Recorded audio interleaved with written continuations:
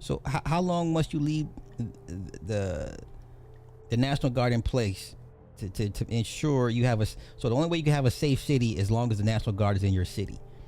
In the coming years, you will get used to the idea of an active military presence in your city town.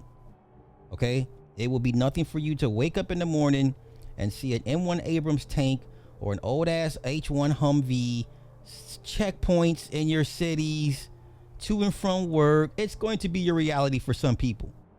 Okay? Especially if this man gets his way. But you know what? Y'all got it, because this is exactly what the fuck y'all voted for. Okay, come on. But give us another 15, 16 days. It's perfect. And people other than politicians that look bad, they think, the Democrats run most of the cities that are in bad shape. We have many cities in great shape too, by the way. I want you to know that. But it seems that the ones that are run by the radical left Democrats, what they've done to San Francisco, Chicago, New York, Los Angeles, they're very unsafe places. And we're going to straighten them out one by one. And this is going to be a major part for some of the people in this room. That's a war too. It's a war from within. Controlling the physical territory of our border is essential to national security. We can't let these people in. We had no people enter in the last 4 months. Zero. Even I can't believe that. We had millions coming in, pouring in. Millions. 25 million all told. And of those 25 million, many of them should never be in our country. They would take their worst people and their people from prisons and jail, and they'd put them in a caravan and they'd walk up. CNN was interviewing. Sir, ain't that what the British did? Ain't that what the British did? You sent us your undesirables, your dregs of society. America was just a receiving point, just a port for the worst of Europeans, Caucasians, Australians, what the fuck ever. Whatever if they end in IAN, the worst came here to America. Okay? Let's keep that a buck. All right, if it ends in IAN, gotta look at them sideways. Like,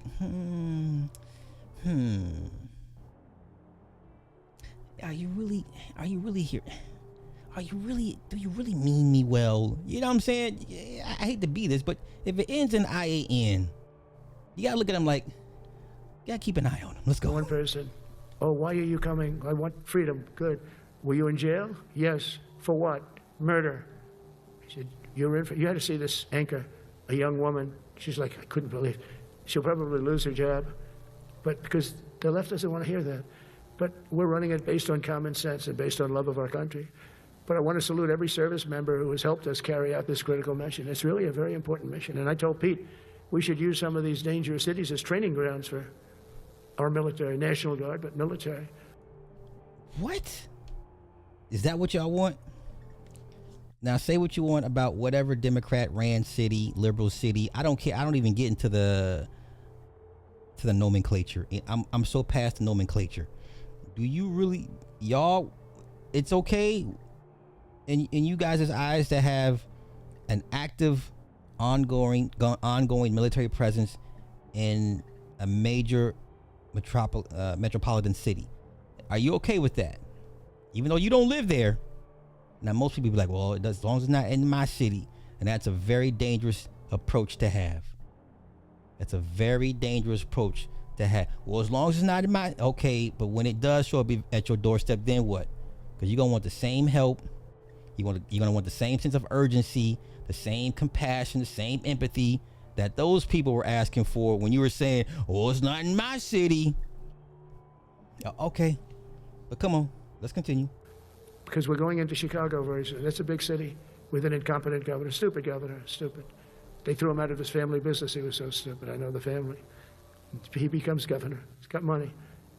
Not money that he made, but he ran for governor, he won, and now he criticizes us all the time. So J.B. Pritzker got his family's money the same way Trump got his, from family. Nepotism. Ain't that about something? Imagine one Nepo baby trying to down talk another Nepo baby about how they got their money. This is the climate we're in. We got two Nepo babies. One talking about, well, I know his family and we got his money and he got it from his family. Nigga, you got this. Okay, let's go. Last week they had 11 people murdered, 44 people shot. The week before that they had 5 people murdered, 28 people shot. Every weekend they lose 5, 6. If they lose 5, they're considering it a great week. They shouldn't lose any. You shouldn't lose any. This is civilization. And he's always up there saying, we're in very good shape. We don't need the military. No, they need the military desperately. How about Portland? Portland, Oregon, where it looks like a war zone. And I get a call from the liberal governor. Sir, please don't come in. We don't need you. I said, well, unless they're playing false tapes, this looked like World War II. Your place is burning down. I mean, you must be kidding. Sir, we have it under control. I said, you don't have it under control, Governor, but I'll check it.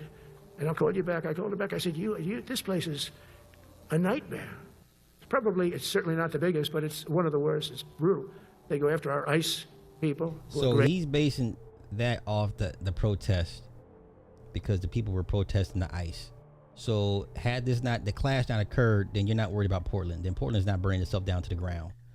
But because protesters got into it with government officials and preventing them from doing their jobs, now the place is it's DEFCON 5. We gotta send in the military. Okay, gotcha. Okay, Trump, gotcha. Tough job too, but they love it. They love it because they're cleaning up our country. And so you look at some of the things where they took over parts of Seattle. They actually took over a big percentage of Seattle. Think of it. You remember that. That was a while ago. And I sent in the troops, and they were gone. As soon as I sent them in, when we send in the troops, if you have a real leader that says you got to do what you have to do, I put that out the other day. You got to do what you got to do, because we don't want our people hurt as they stand by. I was watching during Biden, there were troops standing up like this, brave, standing up, attention, the way I should stand all the time. And I'm like this, and people are standing, and their mouth is this far away from their mouth, and they're spitting at him, and they're screaming at him. And that soldier standing there, he wants to knock the hell out of the person, but he's not allowed to do anything. So they just stand there, and they get abused, and a woman was this far away from his face, and she starts spitting in his face, and he's not allowed to do anything. If it's okay with you, generals and admirals, I've taken that off. I say, they spit, we hit. Is that okay? I think so. They spit, it's a new thing. They spit, we hit. Okay, now listen, another dangerous slope, because I'll take myself, for instance. There have been many times when I've dealt with kiddos, and they will inadvertently, a bubble will hit my shirt or something. And I'll look at them and they're like, oh my God, I'm so coach. I didn't mean. So it happens, but this is very dangerous territory, because there's times if you get into a heated argument, debate with somebody, and you guys are in each other's personal spaces in your bubbles, sometimes a spit bubble may inadvertently hit somebody on the shoulder, shirt, chest, whatever. Should that be the green light to engage in physical melee combat? Okay, I'm just saying. How about the cars, where the cars are coming out? They get brand new cars, Border Patrol, ICE, beautiful, nice new cars. And they're driving along, and they have to go through a gauntlet of rocks being thrown at the car. So here's this beautiful brand new car. By the time it goes 100 yards, it's destroyed. These guys have pretty good arms, some of them. And they're throwing bricks at full force into the window and into the car. It looks like... I'm sorry, guys, but you guys are being led down the authoritarian road by a guy that wears diapers. Now, you heard what he said. He wants to use U.S. cities as training grounds for the National Guard, urban combat. That was, I believe that was a military transition 10 years ago. Their focus was going to be more on urban combat settings, which is why they kind of needed to get away from the 5.56 rounds and go to something bigger to punch through concrete walls and shit like that, because urban combat, the 5.56s weren't hitting with the way they needed to.